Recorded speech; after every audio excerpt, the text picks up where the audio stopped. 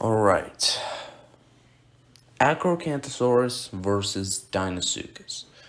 Now, this is a matchup for years. I've always wondered and thought who would really win this fight, and really no one really seems to talk about this fight. Which I always find a little odd because I like these two creatures. Acrocanthosaurus is one of my favorite dinosaurs, and I really love Deinosuchus. But I always wondered who would win in a fight. Now, I've always thought Acrocanthosaurus would have had an advantage over something like Deinosuchus, but I'm gonna explain myself in reasoning, and yeah. Alright, so let's first start talking about who is physically stronger. Well, I'd say Deinosuchus was stronger than Acrocanthosaurus. It has stronger bite force, more robust teeth. Acro was more lightly built, so while Deinosuchus has the advantage of strength and maybe even durability, I would give the advantage of speed to Acrocanthosaurus. Now, in terms of size, Acro, I don't really think size really matters in this specific fight because Acro was more used to taking out bigger prey, so I'm pretty sure Acro knows how to handle creatures like Deinosuchus or larger than Deinosuchus, while Deinosuchus was more built to take out creatures like Acrocanthosaurus.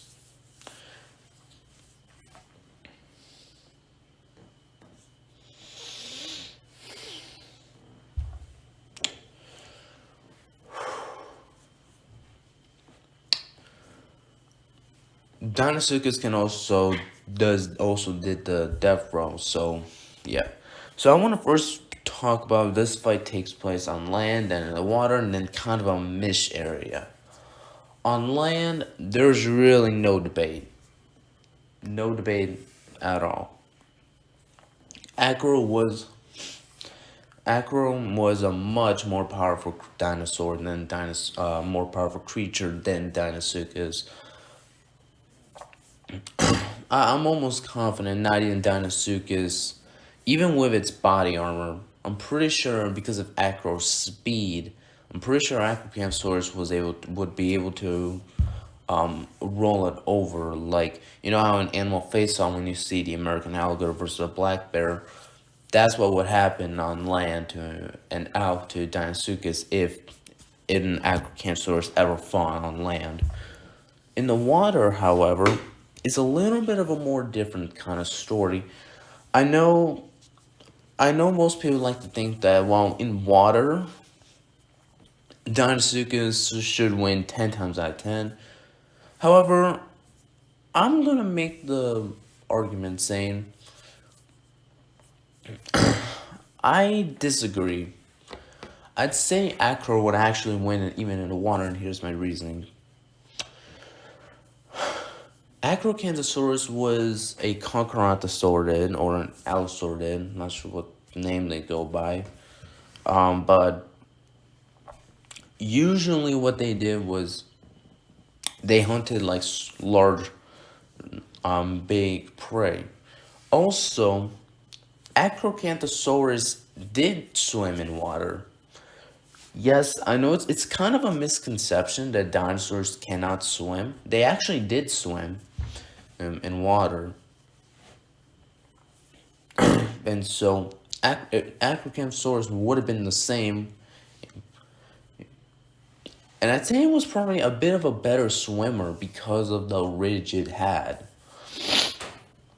It's nothing like Suchomimus or Spinosaurus, but it was somewhat similar to that.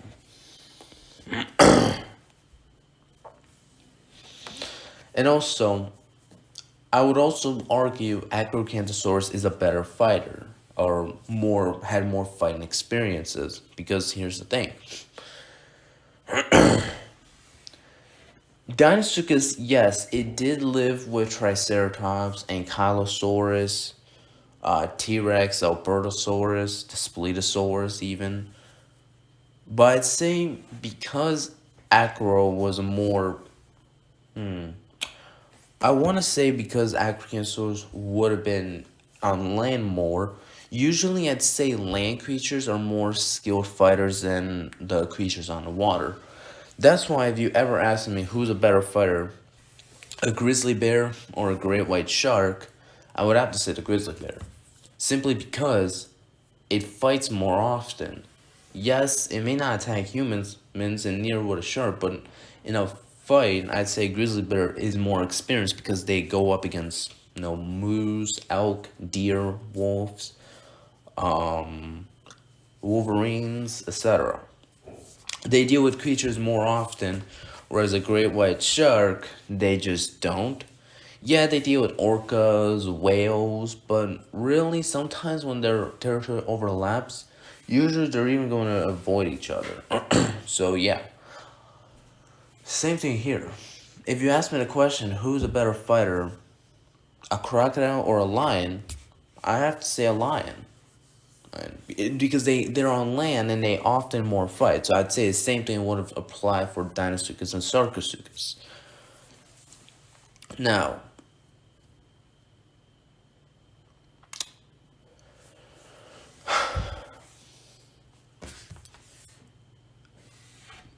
in the water, I'd say because not here, and I think this is also a misconception that alligators and crocodiles, caimans and gharials are really hard to take down in water.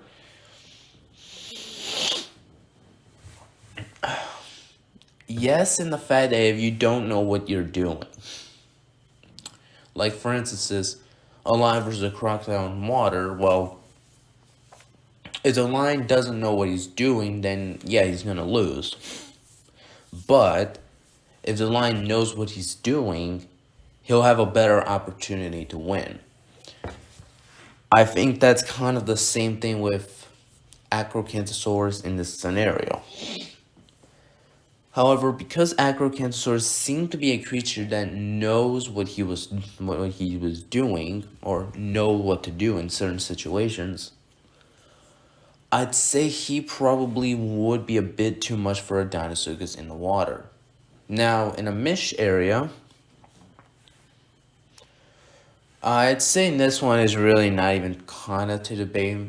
A mesh of land and water area is kind of like a swamp or a wetland or whatever they're called. In this case, I'm gonna go with Acrocanthosaurus pretty quickly on because I've kind of explained my reasons when it comes to land and the water.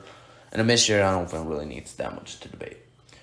So, and here's also my main reasons as to why Acrocanthosaurus was more capable of taking down Deinosuchus. Acro seems to have a pretty advanced brain. I wouldn't like to say that its brain was like super advanced, but it seemed that it could adapt pretty quickly, or like one of those kind of brains. So I'm pretty sure Acrocanthosaurus had those kind of brains as well. Also, Acrocanthosaurus also had one of those, his claws would have also provided a use in terms of help. While it didn't have nearly as much of a robust jaw, I actually think that's pretty fine for some creatures. Not every creature is going to have a robust jaw against someone else who does have one. I'd also say its speed was a pretty major advantage, as Deinosuchus was pretty slow on land, and I actually even argue in water. So there you have, those are my reasons as to why Acrocanthosaurus would win in a fight with Deinosuchus. Let me know who you think would win this fight, and let me know down below. And as always, like, share, and subscribe, and I'll see you next time. Goodbye.